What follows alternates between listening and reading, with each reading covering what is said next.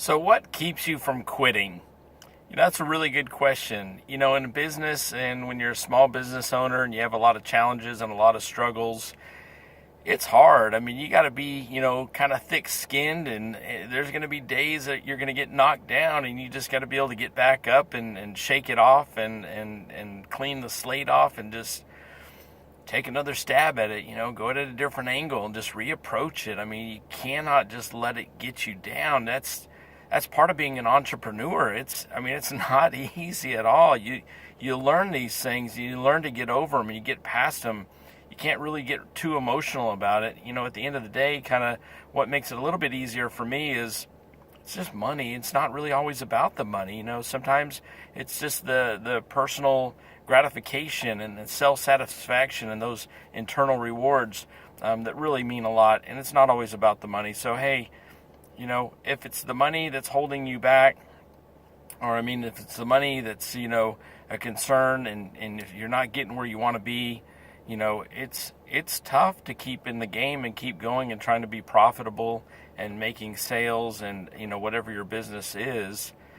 So I'm going to talk a little bit about that. My name is Kerry Stessel. I'm going to talk to you today about two things, and that is what personally drives me and what actually keeps me, locked in and pretty much committed to not quitting, and that ultimately, if something's not going right in your business and it's not happening and it's not profitable and it's not successful, give it time though. Don't quit prematurely. I mean, some people are really, really close to, just making a big difference in their company and taking off. And if you quit prematurely, and when I mean prematurely, I mean, plan on putting in 3 to 5 years in a business plan of any type. Pretty much. I mean, it's not going to be, let's try to start a business in a month or 3 months. It doesn't work, then you just quit. That's not how you even start a business, to be honest with you. So, two things I want to talk about. The first thing I'm going to talk about is, what I've done is I pretty much attach, myself.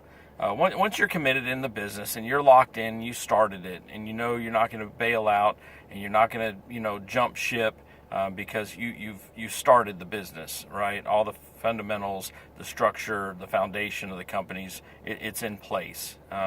Maybe you're new, maybe you've been in this for a long time, maybe you're just getting tired of it, whatever your situation is. So the first thing is I've attached, me personally, what I call like internal rewards. So, it's not always about the money. Yes, the money is part of it. Yes, it's necessary to, provide for families and support yourself. And that's very important too. And there's nothing wrong with being, wildly profitable in a business. I mean, that's what you're in business for, is to make profits. But I've attached the, the internal reward. So the self-satisfaction in me, what drives me to keep forward and keep momentum and not quit, is those internal rewards. So, it's the satisfaction of making customers happy. It's a satisfaction to see how much people love our product. It's the satisfaction to know that you just gained a big account and you made big progress and things are changing and things are getting better. And it's so much internally that really just gratifies you, and that keeps you locked into that. And it's almost like a cycle of, the more you get that personal satisfaction from your results, it's the feeling of accomplishment is what it is. I mean, anytime you accomplish something in your life, even up to when you were a baby, which you wouldn't remember, and you walked for the first time, but anything, you do a good job at your job, you climb a mountain, you're a jogger and you just cut a minute off your mile, you had a good workout and you maxed your weights out, it doesn't matter, whatever it is, it's that feeling of accomplishment that rewards us internally. And that is what you need to lock on to. And that's really what keeps you in the game. It keeps you going because it's that drive, that internal drive. If you work for a corporation, you have a supervisor. He's a driver. they're going to expect performance, and they're going to expect certain results, and they're going to keep driving you and pushing you or incentivizing you, bonuses. And those are all drivers or external drivers that you have forced upon you when you work for a corporation. And you take all that away when you're an entrepreneur and you have your own business, because now there's no boss. You're the boss, and you have to have that drive inside. Get it? I hope that makes sense. So number 2, and this is like kind of the other side of the coin. So I have the internal drive, and then I've attached myself to a pull. So you gotta have something that's really, really solid, something that is in your life that is more important than anything that you would do for yourself, for example. Maybe it is for yourself. But you need to latch on to something that's going to pull you in that direction of being successful and continuing on and beyond those goals. So, you can call it goal setting. So if you think about it, would you do anything? What would you do, for your loved ones, for your family? Would you do anything for them? Yeah. So I kind of look at it like that. Like, my business it's not really, it's my company, and it's for me and the gratification, and to be, successful and try to make profits, and hopefully, long term, the company outlasts me, and God willing, I leave a legacy behind and it continues on. That'd be great. If it doesn't happen, it doesn't happen. But so, my personal commitment that I've latched on to, that's my pull, couple of things, and they're realistic, goals, or realistic, I guess, needs, I would say.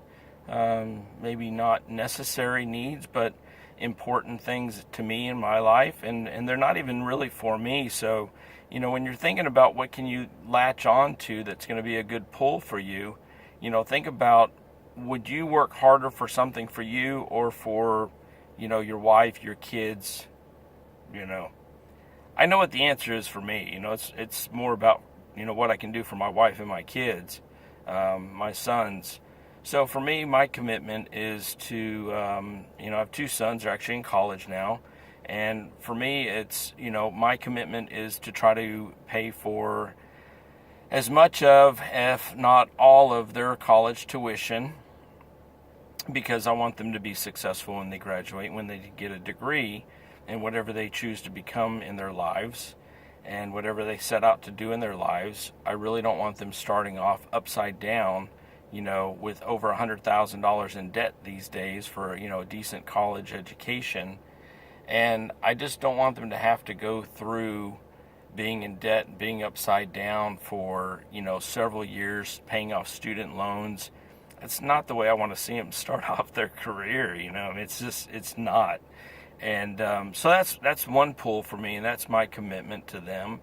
And so I'm doing everything I can to try to make that happen. Another personal commitment is actually to buy my wife a new car. I'd like to get her something, nice, not totally exotic and, insanely expensive, but I would like to get her a nice vehicle. She's very deserving of that. Not her deserving, but she deserves a nice new vehicle. She's made so many sacrifices over several years, many years of, I'll get a new vehicle, or my sons will get a new vehicle, and she'll do without. She'll put herself out there, and she'll make the sacrifice, not to have a new car. And so, that's just something personal for me. It may not apply to you. Yours could be whatever it is. I mean, completely different. But, she's very well deserves a new car, and I would like to get that for her. I'd like to be able to make enough money with the company and be profitable enough to buy her a new vehicle. Now, beyond those, those 2 things, those are my current drivers, and then I've got long-term, kind of drivers or pullers, I guess I could say, and that would be, to ultimately maybe have, a nice beach house somewhere on the coast in Florida, and to retire with my wife and have an enjoyable retirement. So, I'm working towards that and trying to, save money, and that's part of my game plan. Like I said, this may not be even closely related to what your needs and wants are, but I think overall, I'm just sharing this with you as an example that I think it's important to have these things, because that's really what keeps you locked in and keeps you committed. So I hope that really helps you guys. And, just think about what matters most and what you want to work towards, and think of the company or the business as a vehicle that's going to get you to that destination.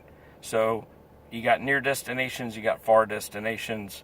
Plot it out, write them down, commit to them, obsess with those, and you'll figure out a way to get there. So those are my 2 tips for today. I hope they really helped, and just stay with it, stay in the game, don't quit, don't give up, and eventually, long term, you will see success. So you guys take care. I'm Kerry Stessel, and until next time, have a great day.